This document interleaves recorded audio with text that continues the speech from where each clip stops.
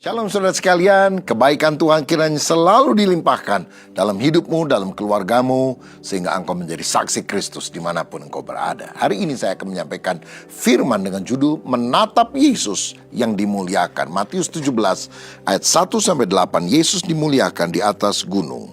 6 hari kemudian Yesus membawa Petrus, Yakobus, dan Yohanes saudaranya.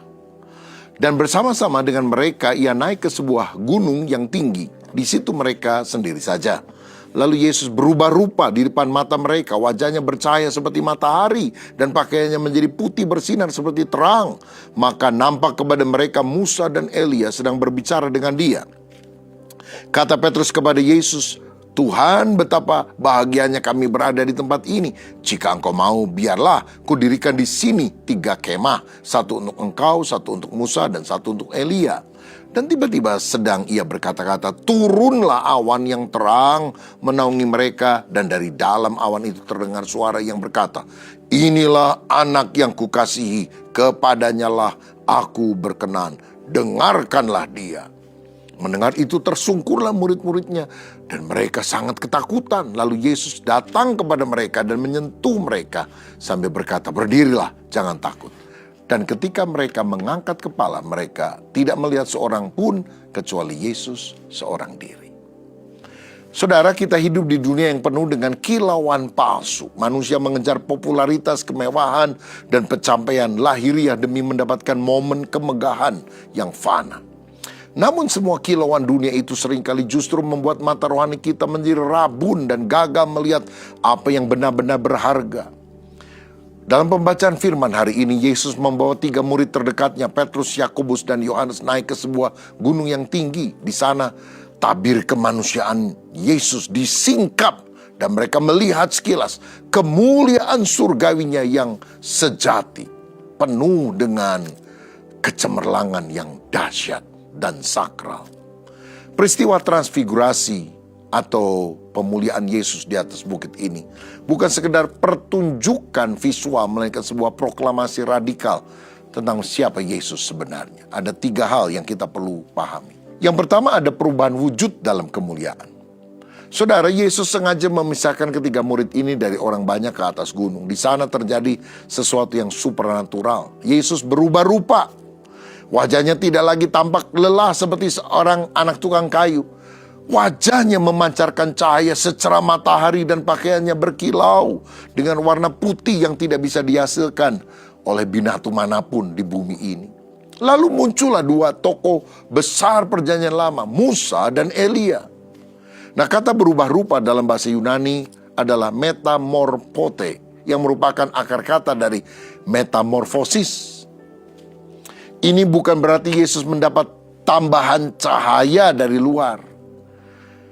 Maksudnya ada sinar datang membuat wajahnya bercahaya. Sebaliknya, keilahiannya yang selama ini tersembunyi di dalam tubuh kemanusiaannya sengaja didorong keluar untuk sementara waktu, untuk memancar.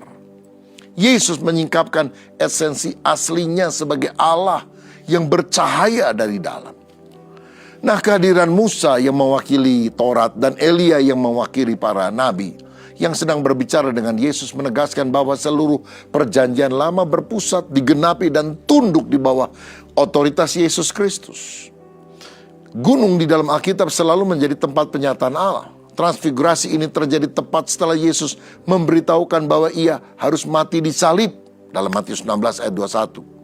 Allah memberikan momen kemuliaan ini untuk meneguhkan para murid bahwa jalan salib yang akan ditemui Yesus bukanlah sebuah kekalahan tragis, melainkan rute terencana menuju kemenangan mulia yang abadi. Athanasius pernah berkata, Kristus tidak kehilangan kemanusiaannya saat memancarkan keilahiannya.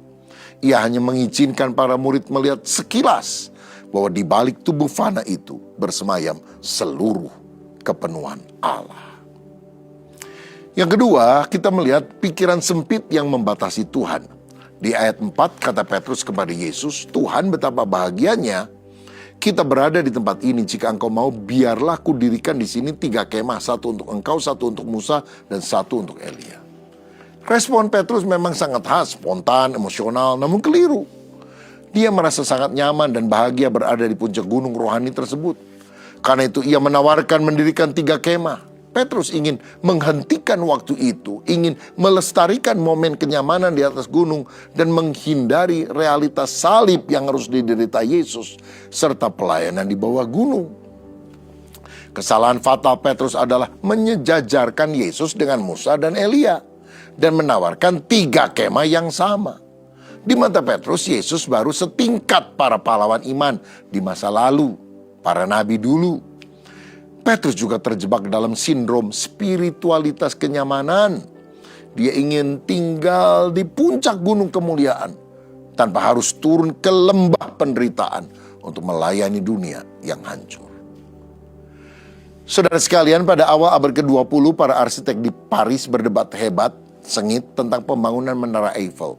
Beberapa seniman terkemuka memprotes dan meminta agar menara itu segera dibongkar setelah pameran dunia selesai. Mereka merasa menara besi itu merusak keindahan klasik kota Paris. Mereka ingin Paris tetap mempertahankan bentuk masa lalunya tanpa ada perubahan modern. Mereka menolak melihat masa depan karena terlalu nyaman dengan arsitektur masa lalu. Petrus bertindak seperti itu.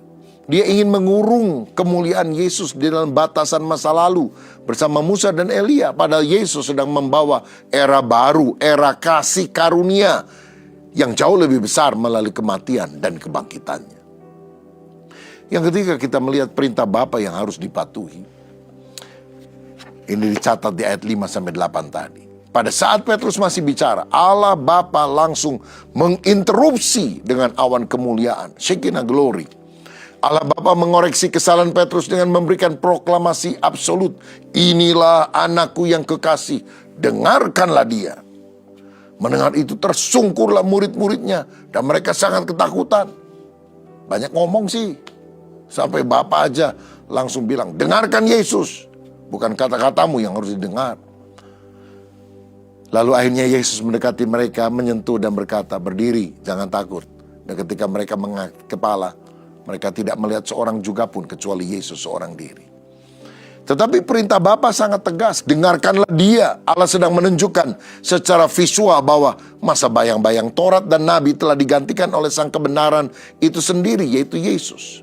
Kita tidak lagi mendengarkan aturan-aturan hukum yang mematikan, melainkan mendengarkan dan mentaati setiap perkataan Yesus Kristus.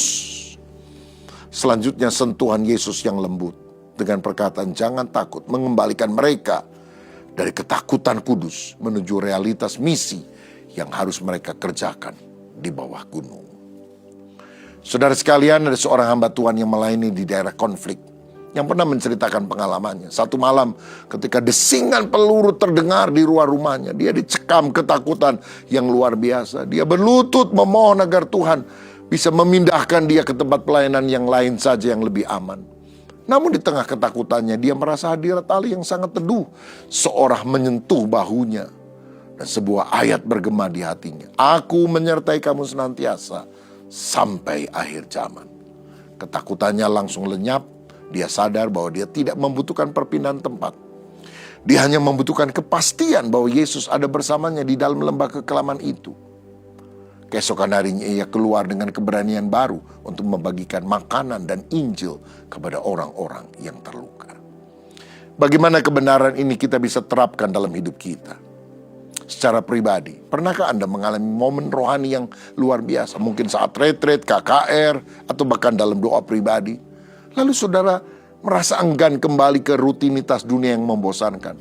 Ingat, momentum di atas gunung yang diberikan Tuhan kepada kita bukan untuk membuat kita melarikan diri dari dunia, melainkan untuk mengisi ulang baterai rohani, mencharger hidup kita dengan hadiratnya agar kita siap menghadapi lembah kehidupan dengan kuasanya yang baru. Dalam keluarga, mari kita tempatkan Yesus sebagai otoritas tertinggi di rumah tangga kita. Seringkali keluarga kita diatur oleh suara-suara dunia, tren pola asuh yang sekuler, standar kesuksesan materi seperti orang-orang lainnya, atau ego kita masing-masing. Dengarkanlah perintah Bapa. Dengarkanlah dia. Biarkan firman Yesus mendikte bagaimana suami mengasihi istri, istri menghormati suami, orang tua mendidik anak, anak taat kepada orang tuanya. Dalam pekerjaan, ketika Anda bekerja, berbisnis, pandangan Anda harus tertuju hanya kepada Yesus. Jangan biarkan fokusmu teralih kepada figur-figur sukses dunia yang menghalalkan segala cara demi mencapai puncak karir. Milikilah integritas Kristus. Ketika semua rekan kerjamu kompromi dengan dosa, tetaplah berdiri tegak karena Anda tahu siapa Tuhan sejati yang Anda layani. Dalam pelayanan, transfigurasi mengingatkan para pelayan Tuhan agar tidak mengidolakan metode, masa lalu, atau bahkan tokoh-tokoh tertentu yang hebat pada zamannya melebihi Kristus itu sendiri. Musa dan Elia bisa datang dan pergi, pendeta besar juga bisa silih berganti. Tapi Yesus Kristus tetap sama, dulu, hari ini, bahkan sampai selama-lamanya. Fokuskan seluruh pelayanan altar kita untuk meninggikan Yesus, bukan memegahkan diri atau organisasi kita. Sebagai kesimpulan, pengalaman bersama Tuhan di puncak gunung harus membuahkan ketaatan dalam lembah kehidupan sehari-hari. Ketika kita melihat kemuliaannya yang sejati, segala ketakutan kita sirna. Karena kita tahu bahwa Sang Raja semesta alam berjalan bersama kita. Luar biasa. Tuhan Yesus kiranya memberkati. Bapa, terima kasih oleh kebenaran firman-Mu. Biar kami sungguh-sungguh disingkapkan mata rohani dan melihat kemuliaan Allah yang luar biasa. Dan biarlah kami selalu mendengar suara Tuhan lebih daripada ingin berbicara kepadamu. Basuh kami dengan darah Yesus, urapi kami dengan Roh Kudus, biar hidup kami menyukakan Engkau dalam nama Yesus.